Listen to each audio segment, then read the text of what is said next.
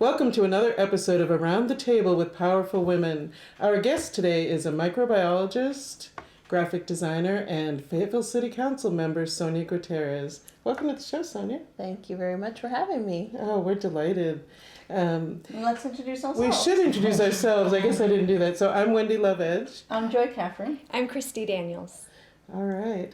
So Sonia, I was looking at your bio. You are amazing. So many wonderful accomplishments in all different areas, from science to art to being a DJ. And the newest thing. Yes, and the first Latina on the Fayetteville City Council. That's quite an accomplishment as well. Yeah, thank you. Yeah, Yes. it's an honor. So how is it going between these kind of powerful roles that you have? It can be challenging sometimes, and sometimes it can be stress relieving. That's part of why I do the different things. That way I can kind of have my creative mode and have my community leader role of impactful things, making change, positive change. So I do that mostly so that I can feel balance for myself. Oh, that's an interesting take on that. I love that too. It kind of gives you, if things may get stressful in one area, you can move to the next area and use a completely different part of your brain, I think, sometimes too, right? Right, You know, because the right brain is with the artistic pursuits, the DJing and the graphic design, and then the scientific side. Right, which I don't get to use as much really right now. I'm telling y'all, places I didn't think I was going to be using it, but in City Council, on the Water and Sewer Committee, so making sure we have, nice, clean, fresh water and places for our not clean water to go.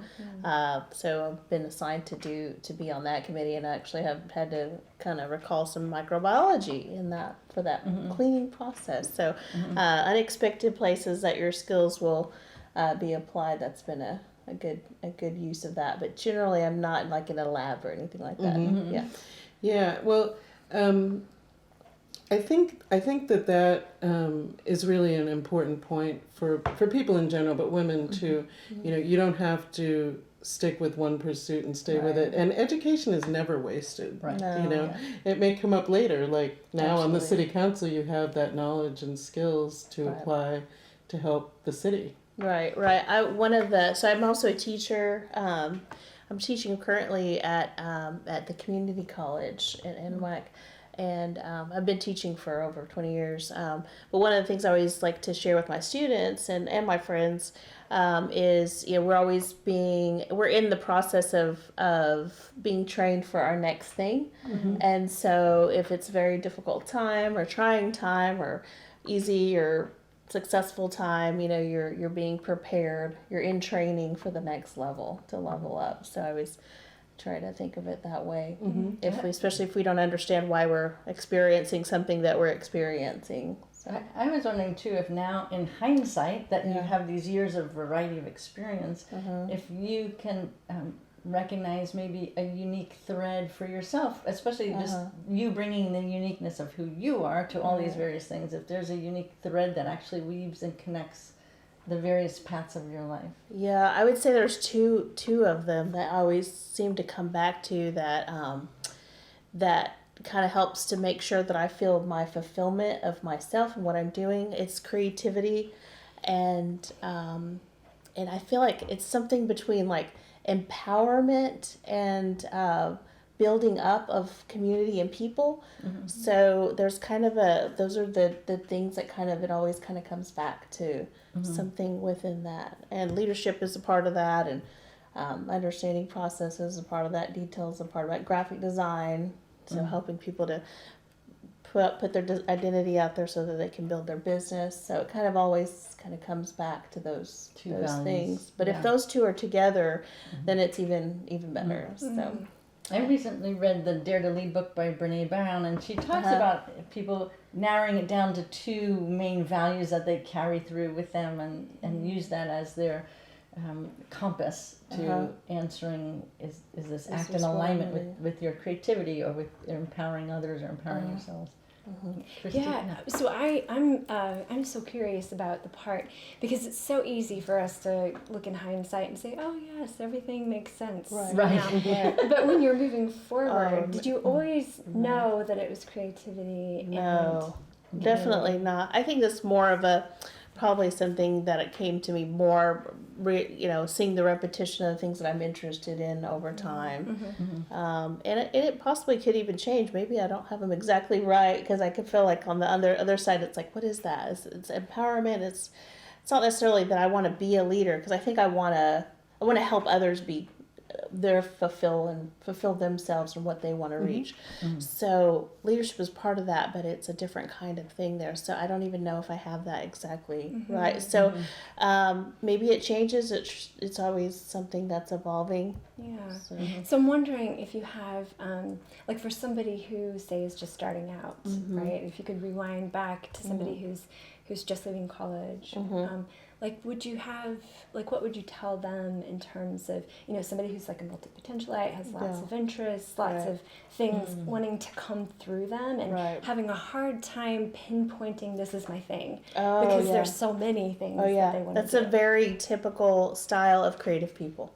I think creative people, and I think a lot of us are very creative. It's just we're creative in different things, but I think we're expressive people. I think generally, the humans are creative and expressive, and so trying to figure out that one or two things is totally anti how we're created. Right. And so I feel like it's a societal and cultural thing that expects us to be one thing. And so when we accept that we can be multiple things. Now, we can't really do multiple things at the exact same time, but maybe there's the right thing at the right time. And so giving yourself patience and pacing to say, okay, well, now I'm going to explore this. Because I still have a really long list of things I want to do. Like, I want to be a park ranger someday. But it's not the right time for me to do that right now. Maybe why the character Hermione came out of the Harry Potter was this urge to want to do so many things at the same time. And sometimes I do. I mean, I'm not, nobody's perfect. I'm not perfect. And sometimes I find myself like, okay, I need to pare down, maybe do 2 or 3 things right now, focus. And some things kind of just wait a little bit. But I would just encourage those people of figuring out the one that sparkles. I always tell people, what is glittering to you the most, and follow that. And allow yourself to enjoy and include that, especially if you've met somebody or you found a great book or you got inspired by some amazing painting or words or poetry or I don't know. Just giving yourself the permission to find that and enjoy it and embrace it. And then something else will come by and you're like, okay, well, like now that maybe the time for that is over and something else is over. And then there's always the things where, for me, I'll get things started, which is kind of something I do, and then it just has to rest for a little bit, and I'll have to just come back to it. So it doesn't always really get done per se, but it's the right timing with it coming back to life is coming in the future. So. I hear you trusting the organic process. I was just thinking that trust is and that really there are what's needed. different germination periods for different types of work. And the way where you are in your life. I think a lot of us, we have a lot of pressures with our family lives or personal lives or friends' lives to want to continue to do fill all these roles, but sometimes it's not just us. I have my mother who has dementia right now, and so I find myself saying, okay, I need to put some energy in there. That means maybe some of the other things I need to just be paused for just a second, and then or maybe not go as fast as I want them to. I think that comes with some maturity too, being able to kind of say, okay, this is what's important right now. This is a valuable thing to me. And we're all multidimensional and have different interests and I know some time ago I had sent a press release about something I was doing, and in there I had this list of things that I do. I'm an artist and an author and founder of Bulldozer Health and all these things. And the person actually said, I didn't I couldn't believe that you're doing all of that, Right, you know? right. And when I read your bio, I thought, oh, cool, Right. a kindred spirit, Right. you know? And I think it also speaks to not being afraid to pursue all different things and try them out and see what works, you know? Right. I do think it's also an advantage, you know, as I've gone through life in terms of just meeting other people and seeing people, I don't think it's for everyone. And I feel like possibly if I might have had a more family life, or maybe if I would have had more children, I'm not married, I don't have any children, you know, it gives me a different lifestyle. So I would love for people to keep that in mind when they look at the things that I'm doing or have done. Not that anybody who has that maybe has different demands on their time. But I feel like because I'm afforded that, or that's the where I am, I also should take advantage of that opportunity. Because I really wanted to do that. I wanted to, I was like, oh, family and children, and that just wasn't my path. And so now I have this different path. So I feel like building the community of the family in my community is how I fulfill that role. And then my close friends and those that I'm with. So it's just different. And that's an important point. I think many times, you know, this is a show about powerful women and empowerment. And I think it's important for women to understand, you know, they may not choose that path, or maybe they thought they wanted it, or it didn't work out, and that's okay, you know. It opens doors for other things. Oh, absolutely. You know, so you just kind of say, okay, well, what is my next pathway? And again, go back to the glitter. I just say, okay, what is it really that's coming to me and kind of bubbling up that is the right next best thing. The words that I like to use with my clients is to follow the energy. Follow your energy, right? yes. And also I connect it to a body sensation of what makes me feel expanded, lighter. I totally agree with that. That sensation of what brings on the Right. Versus if a contraction's happening, then I know, that's maybe where the pause needs to come, or set something aside. Right. Right. Reevaluate. Absolutely. Another question I'm curious about is the empowerment piece of that. Is there like a kernel, something happened in your life, or what sparked that interest of wanting to empower people and having it eventually show up in politics and leadership? I don't know. I've just mentioned my mom. She was a very powerful person, a very inspiring person for me. And I think because she saw a lot of possibilities with my life direction, I think that her energy of really building me up and giving me, seeing opportunities open, I think that's what I want to do for other people. So I think that's probably part of it.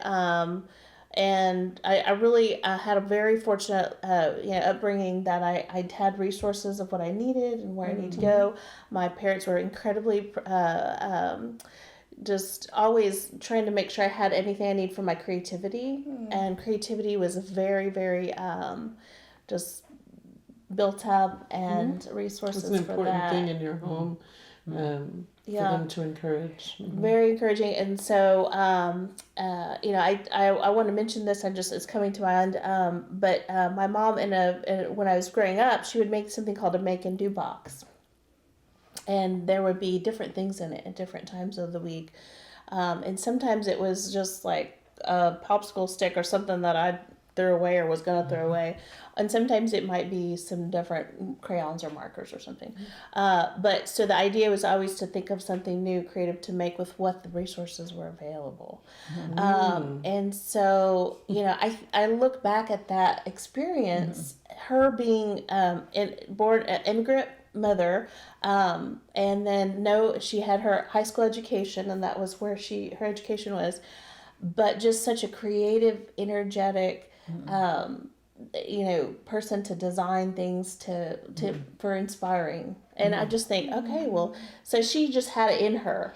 That was her natural way. So I believe I have that gift from her to, she showed it to me, she nurtured me, but I think it was probably also nature of like, that's kind of how I was raised to be. Speaking, I really love that you connected creativity empowerment, and resources. And I know it's something that I like to talk about a lot. And one time I actually heard a definition of power as being access to resources. So your mother offering you training of how to use resources. And what I like to emphasize too is that we all have resources outside of us, and we all have resources within us. Absolutely. And maybe you could share, like, if you dug deep, what are some of your innate resources within you that I don't know, just your little gems that are inside of you. Right. Oh man, I when I get focused on something, I really will go for it. So I have ability to hone in on something that I really want or see or need to do, and kind of go for it. So that I think is a huge an asset, an part internal of what resource. I do. Right. I feel that I'm very empathetic. I feel like I will listen to hear what people are saying and put myself in their position, and so much so that sometimes I feel like at one point I wanted to go into nursing or like in a kind of a more of a care role, and it was overwhelming for me. And so that I think is a positive, can be a positive thing, but it, as we know, it's our pros and our cons can be. Right, it's kind of a double-edged sword. It's almost being, an activity, right? Being empathetic, Yeah. being an empath, Yeah. if that's what you're referring to. It is a double-edged sword, and you have to learn how to balance it out. Absolutely. Probably the third thing I'll say is so I'm very good at, I can have a good way of envisioning things. I think that's where the designer part and creative part. So I can see things where there aren't things. And, like I might look at a wall and see an entire mural, or I might look at a street and go, oh, well, we need to have 3-lane width here and a person on the sidewalk here, and have spaces that are better designed, or pages that are better designed. So that I think that's is a gift. really for sure. And how are you applying that into the city council? So that's what's really been fun, because and I've been talking to my creative people about this. I said, all creative people would make a really good person to work in the city, because it's so much about improving what we have, and visioning things that aren't there and how to improve the processes. So that's been good. I'm a fresh eyes at the table with no real background training in urban design or planning or sidewalk design or street design. And so it's been fun to have those conversations with these people about, how I see things. And so I think it's been helpful a lot in that way. Kind of a visionary. I think so. I feel so. I think that's really important point that you brought forward about having creatives involved in the city and planning. I don't think that people necessarily have creatives at the top of the list when they're thinking about that. Right. So I think that's important for people to consider. Yeah. And not always present on city councils, that's for sure. No, and it's sad, because that's where we need a lot of innovation there. If we're going to if you were speaking to somebody who had a desire to do this, but have no background, would have no official qualifications, what would you say to them? It was definitely a path of having the opportunities to get on city council, but just small roles that you could take for leadership in your community, in your group and with your friends, and then maybe the next thing, maybe getting on a board or committee for the city. And so I'm on nominating committee, and I was placed there, I know, for a very specific purpose, because of that ability and wanting to have a new variety of people instead of there are a lot of people who step up always, right? And then but a lot of people who think, oh, that's not for me, I don't see other people like me there, and so that's a big role. And then just talking to somebody who's already in the role and just saying, hey, well, what did you do? How did you do it? There's no right or wrong way. I didn't study political science or civics in that way. I mean, it's very, I think everyone has a talent that they will bring to the table. So just because they're not there, that's they don't see somebody there, then that's actually an even better reason why you should come to the table, because the table is missing your talent. So I would say people that are feeling not part of the group, that's an absolute reason that you should be in that discussion. Oh, wow, wonderful advice. This is interesting for me, because as a creative, I would think, oh, I could never fit into the structure of a city council. So how is the creator in you being able to handle, like, you have to show up in meetings at a certain time, there's a certain order that happens within the meeting. How do you sit with that? I do think that there's probably some creatives that it'll be a better fit for them than others. Because, like, I have friends that I'm like, oh, they would just absolutely not really like this. So I do think there's a balance, right? Yeah. I don't, but I think if you're willing to try it, willing to go for it, then it's a matter of, like, learning the rules for the way things are rolling, right? And so that's part of your creative structure. And with design, as being a designer, and I think artists do the same thing too, we have specifications. Okay, my canvas is only so big. Okay, my thing is only so far. I only have so many hours in a day. It's the same thing, exact same thing. But we have different tools, right? We don't have paintbrushes, but we have ways we can make ordinances, and we can make structure words in different ways. We're not writing poetry, but we're writing laws. And so it's just a different way of seeing what you have as your box of creative things that you can use to implement. This reminds me about a conversation with Serena on one of the previous episodes, who was talking about having a score. She was a performance artist and talking about I have a score, like a musician or a poet. It's just different than most scores. And so now this is really fun for me to hear, oh, the city council has a score of what makes up their music, right? Or their orchestrate, right, of what they do. And that's really fun for you to connect the dots on that. Yeah, that's great. It is really fun.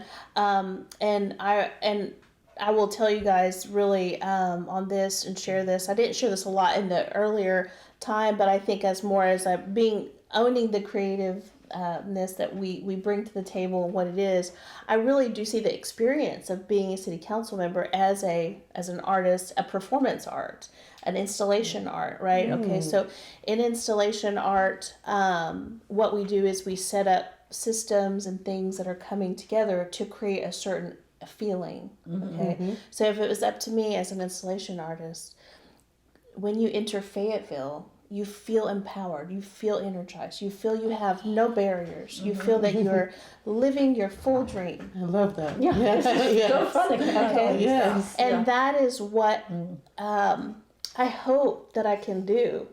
I really do. It's just, there's a lot of times where you don't feel that way, but sometimes there is an energy about Fayetteville, for sure. I'm from Boston originally, and finally have really settled here. And after coming back and forth for a while, there is something about the energy here that draws you in. And I think the more that you could add to that, the better it will be for everyone. So thank you for that. Yeah, absolutely. And I was very guarded about saying that at first, because I thought a lot of people might think, oh, she's not taking this seriously. She's seeing this as an art project or something like that. But when I realized in my own self that I need to reframe and say, no, this is installation art, performance art is actually a thing we do every day. We all do. And that's who I have to accept who I am, and how my vision, the lenses that I see it through, that I'm doing it as a positive thing, not as a manipulative thing. I actually, for me, what it's working as is you're being a bridge to me to a very foreign territory, right? Politics or government is a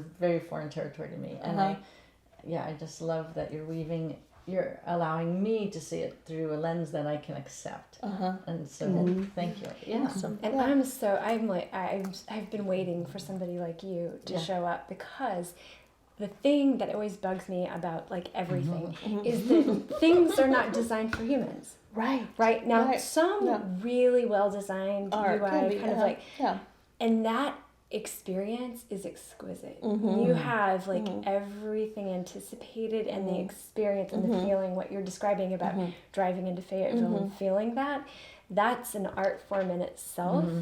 And I'm so glad to see it show up in politics and in choices that are are driven for the well-being of human beings, Right. rather than just for the bottom line. Right. You know, those things that are just for the bottom line seem to leave me feeling a little empty. Heartless. Right. Heartless, yeah. Right. And when I can recognize that intentionality has been put behind it, it does awaken something in me. Right. It inspires. So I hope that more people can come like you. I hope you attract more people to What the if, performance what of if people politics. listening Yeah. to this that live in the Pacific Northwest are getting stimulated or ideas, or I'm kind of hoping that a ripple effect that goes out as they drive around Fayetteville with new eyes, Yeah. and maybe can they give you some of their ideas Oh, of yeah. what they would like Yeah. to see? So how would they want to get in touch with you? Yeah, so they can you can reach out to me. I'm on Facebook and on Twitter. You can look for Council Member Sonia, and that's a great way. Also, the City of Fayetteville website. On the home page, just scroll down and my picture's right there. Sonia, I'm right under the mayor because I'm Ward 1 Position 1, so it's the first one.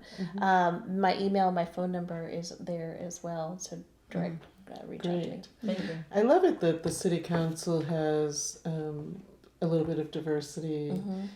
There's a few women on the city council. It's half and half. Is it Wow. half and half? It is. It's I really did not awesome. realize that. Wow. It's a really phenomenal city council. That I am makes me feel so honored great to be Yes. among these people. We have some incredible leaders. Like it is a phenomenal group. And I think about, young girls looking at that and seeing, it's 50% women, there's opportunity for me here. Or seeing a Latina woman on the city council, Yes. there's opportunities for me too. Yeah, that has been a really special thing to be able to walk around in the community, and I've been invited to be able to speak at schools and talk to people at community organizations, and I see it's really awesome to have that gleam in people's eyes when they say, "What? You're you're an elected official," and I could possibly do that. Yes. I'm like, yes, you totally can. And you can do it as a creative or a scientist or Right, that's what I was yes, or both. Great. Yeah, bring your skill to the table. We're waiting. It's needed. We need it there. Absolutely. Wonderful. I think we're Have we at our end of our time. reached the end of our time? It went Yeah. by really quickly, Sonia. Yeah. I feel like we could talk for days about I- all of this. It is pretty fun. You And guys I have want- great questions. Yeah, I want to mention that we will post your links. Okay, great. At the end of the episode notes, Great. whether it's on the podcast or the YouTube channel. Great. I think I put everything on there. The only one I didn't put City of Fayetteville, but I'm sure people could find that. Yeah, we can Absolutely. add that. Okay. And if you want to mention one more time where people can reach you too, if they're listening Okay. out of the area. Or... Sure. Probably if you're outside of Arkansas and outside of Fayetteville, I would say the City of Fayetteville website. It's fayetteville-ar.gov. And just scroll down to the middle of the page, and my phone number and email's there. Thank you. Thanks so much for being here. Sure. We have our little toast. ending. Yes, our toast. Here's to a joyful Edgy and soulful life. lives. Cheers. See you next time. Yeah.